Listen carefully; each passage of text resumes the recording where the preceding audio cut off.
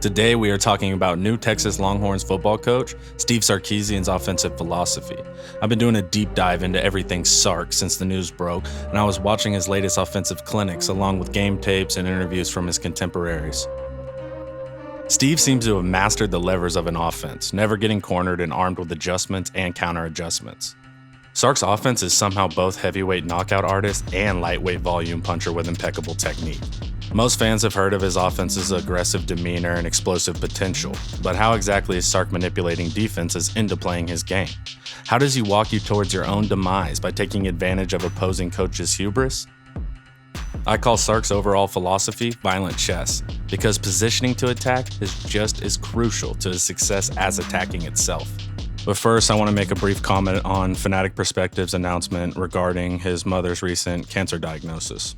Usually here is where I tell you to like and subscribe to my channel, but I want each of you to visit his channel and like and subscribe. That's Fanatic Perspective. Please keep his mother in your thoughts and boost their spirits where you can. Thanks for paving the way for UT content creator, Stephen. And without further ado, let's get into it. Section 1, the loop. The loop is what I am calling the process Sark's offense puts the defense through. Sarkisian is looking for one thing every time they step on the field: to ensure that the defense plays man. Why? Playing a man defense allows Sark's generally superior athletes the opportunity to showcase their abilities by burning coverage on double moves and play action. Sark's scoring is at its best when he is facing a man look. But the problem is opposing teams also understand Sark has the upper hand against man defense, so they avoid it. They sit in zone coverage way off the ball while keeping everything in front of them. Well, double moves aren't going to be of any use, and the play action won't get the safeties to bite when they're that far back. So is Sark SOL? Nope, this is exactly going to plan.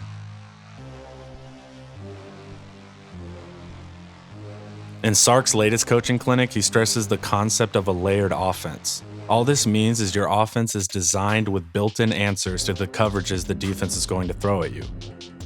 And here's what it looks like in practice.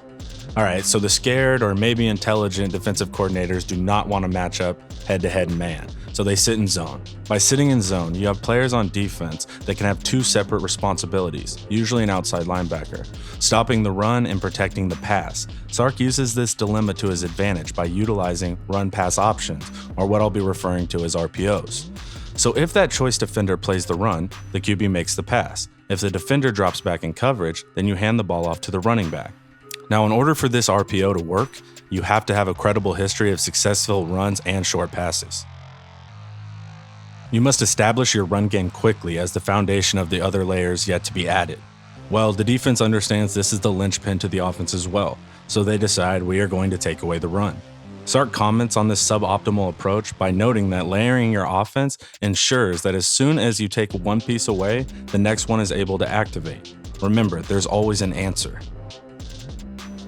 So D takes away the run in the beginning of the game. No problem. Extend your run game with short pass completions like bubble screens or sprint outs. Spread the field horizontally as well as vertically to ensure the defense has to cover all planes. Now your run game is opened back up and you can begin to establish it to kickstart that offense.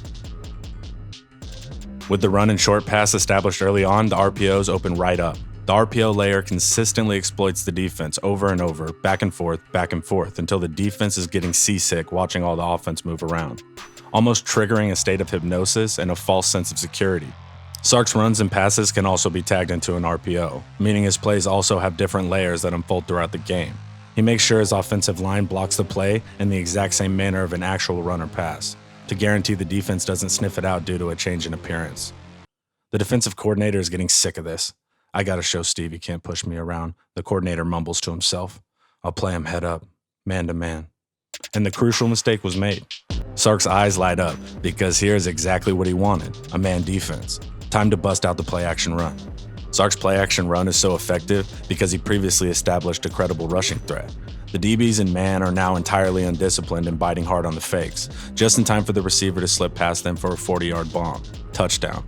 The defensive coordinator hasn't had his share yet. Against reason, he remains in man the next two series, resulting in 2 more touchdowns for Sark. Dejected, humbled, the defense slinks back into zone coverage, with DBs playing way off the ball, not going to let anything by them. Sark now notes the new change in coverage, zone. Sark fires up the RPOs again, and the entire cycle begins anew. This is the process of demoralizing defenses through attrition, or what I am calling the loop. But the loop is just an abstract series of play calls. It requires people to operate it, and if those pieces on the chessboard aren't used effectively, then the loop never starts in the first place. So how does Sark utilize and train his players to ensure they are prepared to execute the strategy in their sleep? Section 2. The pieces. Identify your high-ranking chess pieces or players. Who is your king, your queen, your pawns? Once you've evaluated talent and skill set, it's time to build your play calls around your personnel and only around your personnel. Personal philosophy should not interfere with this process. If you do not have the players to run a scheme, then you simply cannot run the scheme. Sark knows this. He's known for featuring his players in an almost over-the-top way.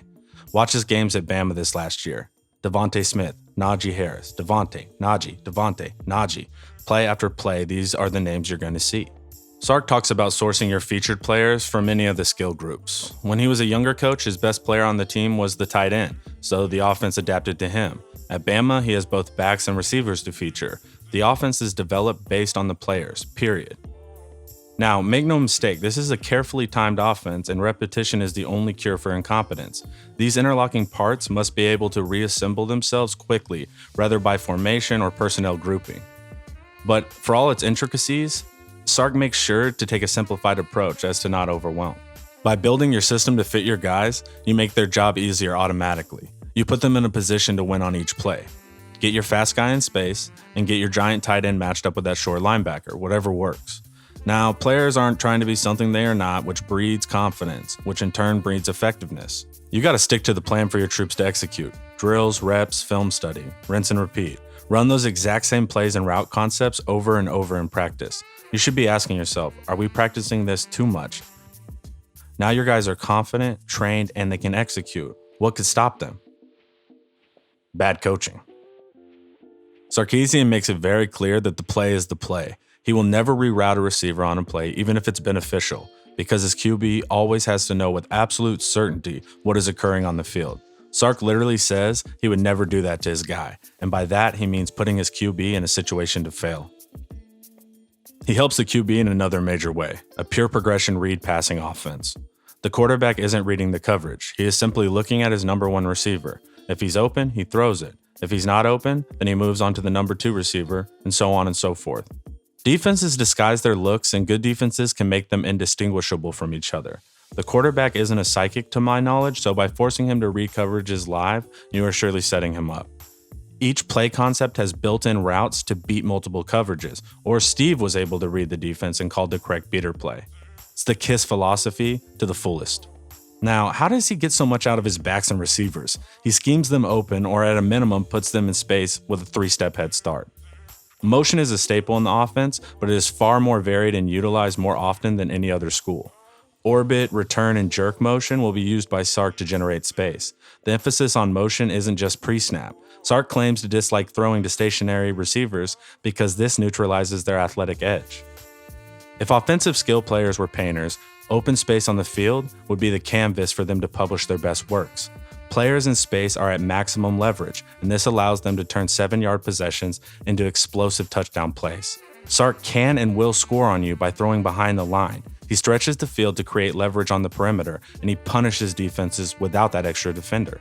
Sark forces his players into space with his play design, like this play during the national championship. Devontae Smith is out wide, and Jones motions him into the backfield. The defense is in man, meaning his defender is entirely responsible for Devontae and is forced to travel with him around the field. This motion serves the express purpose of tangling up the defender and linebacker traffic behind the line, allowing the quicker Devontae Smith to turn around and break back to the outside with nothing but beautiful green grass in front of him. And that's what people mean when they say an offensive coordinator schemes somebody open. So that's how he does it. An infinite loop of high-powered offense, one in which the defense is perpetually wrong, no matter their choice, constantly playing keep-up and never having a chance to think ahead of Sarkisian. This is what an attacking offense truly means. The battle is mental between coordinators. The football game is just a symptom in this violent game of chess. But this won't always be the cutting edge, the final frontier of offensive excellence. This too will evolve. Teams are working hard to slow the spread and to dilute the effectiveness of RPOs. Steve knows this because opponents do it to him. Defensive coaches are my favorite because they are essentially playing a losing game with tremendous heart. You literally can't be right as a defensive player on an RPO, yet the coaches attempt to stand their ground with honor. Sark's latest hires are two people that challenged him and made him uncomfortable during his time as an OC. Terry Joseph is known for his defensive backs and their schemes against the pass, in particular targeting to limit RPOs.